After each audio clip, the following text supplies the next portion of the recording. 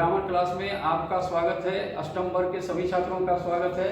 और आज हम चैप्टर 15 पढ़ रहे हैं और चैप्टर 15 में जो है वो अभिकारी शब्द है, अव्यय शब्द है। तो सबसे पहले हम जान लें कि अभिकारी क्या है, अव्यय क्या है। तो अभिकारी पर मतलब है कि जिस पर कोई विकार ना हो, जिसको मान लीजिए कि हम देखते हैं कि किसी को कड़वा वचन बोल दिए, किसी को मार दिए, किसी को पीट दिए, किसी को कुछ बोल दिए, लेकिन वो कोई प्रतिक्रिया नहीं करता, तो उसको हम अभिकारी कहते हैं। तो यहाँ साहित्य में, व्याकरण में जो है सो अभिकारी शब्द का कुछ इसी प्रकार का वर्णन है कि जब लिंग वचन कारक के कारण स्त्रीलिंग, पुल्लिंग, लिंग, पुरुष, वचन किसी भी कारण में यदि उसका परिवर्तन होता है और यदि उसमें कोई परिवर्तन नहीं होता है, इसमें लिखा है जिन शब्दों के रूप में काल, काल मतलब समय, तो ये वर्तमान काल में रहेगा तो भूतकाल में हो जाएगा, भूतकाल वाला भविष्य काल में हो जाएगा, लेकिन वो अव्यय जो है सो नहीं बदलेगा। लिंग स्त्रीलिंग है तो वो पुल्लिंग हो जाएगा, जैसे लड़का है तो लड़की हो जाएगा, लेकिन वो नहीं बदलेगा अव्यय शब्द। वचन में एक वचन है वो बहुवचन में बदल जाएगा, लेकिन वो अव्यय शब्द नहीं बदलेगा। के बदले में यानी काल, लिंग, वचन के बदलने पर भी कोई परिवर्तन नहीं होता है, उसी को अविकारी या अव्यय। अव्यय का मतलब है कि जो व्यय नहीं होता है, जो खर्च नहीं होता है और जिसमें विकार उत्पन्न नहीं होता है। यानी काल, लिंग, वचन के परिवर्तन होने पर भी जिन शब्दों में कोई परिवर्तन नहीं होता है उसको हम अव्यय कहते हैं या अविकारी कहते हैं। चलिए, अब अविकारी या अव्यय के चार भेद होते हैं। तो अव्यय और अविकारी के शब्दों का चार भेद होता है, जिसमें एक नंबर में क्रिया विशेषण, दो नंबर में संबंध बोधक, तीन नंबर में आपको समुच्चय बोधक और चार नंबर में विस्मयादि बोधक। ये चारों में से अब हम अलग अलग करके इसका डिफाइन करेंगे, इसका विशेषता को बताएंगे। तो चलते हैं क्रिया विशेषण। जो अव्यय शब्द यानी जो अव्यय शब्द क्रिया की विशेषता को बताता है, क्रिया की विशेषता को बताता है, उसको हम क्या कहते हैं, क्रिया विशेषण कहते हैं। यानी जो अव्यय शब्द क्रिया की विशेषता को बताता है उसको हम अव्यय शब्द कहते हैं, क्रिया विशेषण कहते हैं। अब रही बात कि यहाँ पर क्या है क्रिया विशेषण। जैसे दादी जी यहाँ बैठी है, तो बैठी तो है, क्रिया तो है, लेकिन वो कहाँ बैठी है, तो यहाँ बैठी है, तो उसका विशेषता बता रहा है यहाँ। जैसे वह तेज दौड़ता है, कैसा दौड़ता है, वो तेज दौड़ता है। दौड़ना जो है सो क्रिया है और उसका विशेषता को बता रहा है तेज। तो जो मान लीजिए कि क्रिया की विशेषता को बताता है उसी को हम क्रिया विशेषण कहते हैं। अब क्रिया विशेषण का भी चार भेद है। चार भेद है तो इसमें देखते हैं क्या होता है, स्थानवाचक, कालवाचक, परिमाणवाचक और रीतिवाचक। स्थान मतलब प्लेस होता है, जगह होता है। तो जैसे सामने, वो गेट के सामने बैठा है, वो पेड़ के नीचे बैठा है, ये यहाँ बैठा है, वो वहां है, अंदर आ जाओ, बाहर चले जाओ, दाएं बाएं, इधर उधर। ये स्थानवाचक यानी प्लेस को बताता है कि अंदर है कि बाहर है, यहाँ है कि वहां है। तो इस तरह से स्थानवाचक हो गया। कालवाचक यानी समय को बताता है, समय यानी प्रतिदिन, सुबह शाम है, प्रतिदिन है, सुबह शाम है, अभी अभी है, आज है, कल है, परसों है, सुबह है, शाम है। तो इस तरह से जो समय को बताएगा उसको हम कालवाचक क्रिया विशेषण कहेंगे।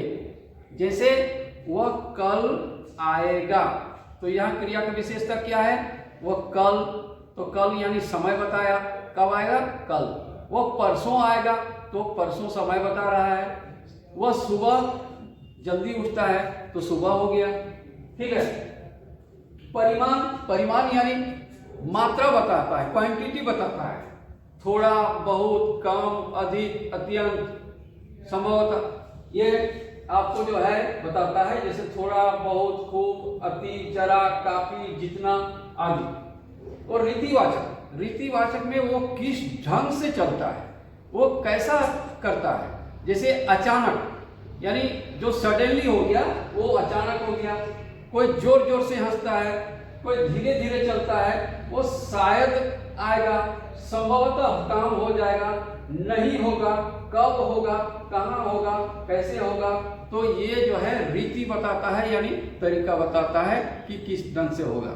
तो ये क्रिया विशेषण जो है, इसके जो क्रिया की विशेषता बताता है उसको क्रिया विशेषण कहते हैं। इसके 4 भेद हैं। स्थानवाचक जो प्लेस को बताता है, और कालवाचक जो समय को बताता है, परिमाणवाचक जो मात्रा को बताता है, क्वांटिटी को बताता है, रीतिवाचक जो उसका चलने का तरीका को बताता है। अब चलते हैं संबंधवाचक। संबंधवाचक यानी रिलेशन बताता है। संबंध मतलब उसे संबंध, जैसे राम की गाय है, मोहन की किताब है, वो घर के सामने है, तो जो शब्द संज्ञा या सर्वनाम शब्दों के साथ आकर के उनका संबंध बताता है, संज्ञा या सर्वनाम के साथ जो शब्द आकर के उसके साथ उसका संबंध बताता है, यदि रिलेशन को बताता है, तो उसको हम क्या कहते हैं, संबंधवाचक अव्यय कहते हैं।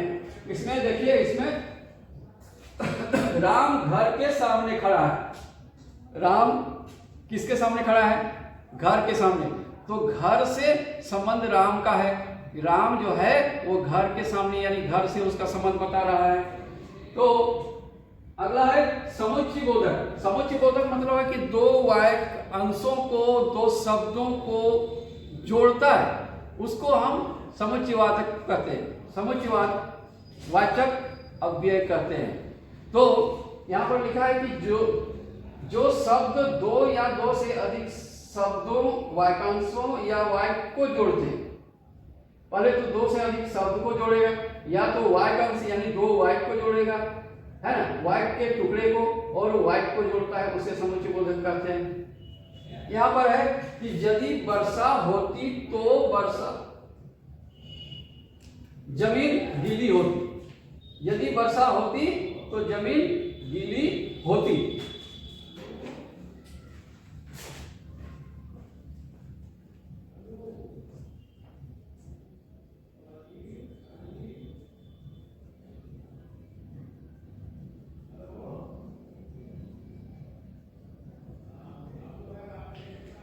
यदि वर्षा होती तो जमीन गीली होती, यानी वर्षा यदि होता तो जमीन गीली होती। तो इससे संबंध बता रहा है। उसे बहुत समझाया परंतु वह नहीं समझा, तो दोनों का संबंध बता रहा है, ये जोड़ रहा है वाक्य को। अगला है विस्मयादि बोधक। जो शब्द आश्चर्य, हर्ष, शोक, घृणा, लज्जा आदि भावों का बोध कराता है, उसको विस्मयादि बोधक अव्यय कहते हैं। जैसे ओ, कहीं लगी तो नहीं, है ना। इसके बाद ओ क्या हो रहा है, यह क्या हो रहा है। जैसे हाय, तो ये विस्मयादि बोधक चिन्ह होता है, एक लकीर होता है, इसमें से एक लकीर जैसे होता है, ये लकीर और नीचे एक बिंदु होता है, इसको विस्मयादि बोधक चिन्ह बोलते हैं। तो ये हाय, उप, अरे, हे राम आदि ये सब बोध होता है। तो इस तरह से हमारा ये जो है सो अव्यय चैप्टर समाप्त होता है। अब हम इसको स्लोली एक बार जान लेते हैं कि अविकारी या अव्यय किसको कहते हैं। तो जिन शब्दों के रूप से, काल, वचन, लिंग में कोई परिवर्तन नहीं होता है, उसको अविकारी या अव्यय शब्द कहते हैं। अव्यय शब्द के 4 भेद होते हैं। 1 नंबर में क्रिया विशेषण। जो अव्यय शब्द क्रिया की विशेषता को बताता है उसको क्रिया विशेषण कहते हैं। जैसे यहाँ वहाँ सामने ये नरेश तेज दौड़ रहा है, वो खूब खा रहा है। और दूसरा है संबंधवाचक, जो रिलेशन को बताता है, संबंध को बताता है, यानी जो शब्द एक दूसरे से संबंध बताता है। जैसे राम घर के सामने खड़ा है। तीसरा है समुच्चय बोधक, जो शब्द 2 या 2 अधिक शब्दों या वाक्यांशों या वाक्यों को जोड़ता है, उसको संबंधवाचक बोलते हैं। कि जैसे यदि वर्षा होती तो जमीन गीली होती, वो उसे बहुत समझाया परंतु वो समझा नहीं। और चौथा है क्या, विस्मयादि बोधक, जो शब्द आश्चर्य, शोक, घृणा, लज्जा आदि के भाव को बोध कराता है, उसको विस्मयादि बोधक कहते हैं, बोध अव्यय कहते हैं। जैसे ओ, या क्या हो रहा है, उप, है। और ये क्रिया विशेषण का जो 4 भेद है, उसमें से स्थानवाचक, कालवाचक, परिमाणवाचक, रीतिवाचक इसमें बता दिया गया है। कि सामने स्थानवाचक मतलब है कि प्लेस को बताएगा, कालवाचक यानी समय को बताएगा, और परिमाण में मात्रा को बताता है, क्वांटिटी को, और रीति मतलब है कि वो तरीके को बताता है। इस तरह से अव्यय का चैप्टर आपको समाप्त हो गया। और इसको आप लिख करके हम भेज देंगे। आज के लिए बस इतना ही, धन्यवाद। इसको ठीक ढंग से लिखिए, परीक्षा में पूछा जाएगा। आप तैयारी कीजिए, लिखिए, इसको याद कीजिए, और हो सकता है कि मार्च में ही आपका एग्जाम हो, तो आपके पास समय काफ़ी कम है और फाइनल एग्जाम जो है मार्च में हो जाएगी। इसलिए आज के लिए बस इतना ही, धन्यवाद। कॉपी बढ़िया से तैयार कीजिए।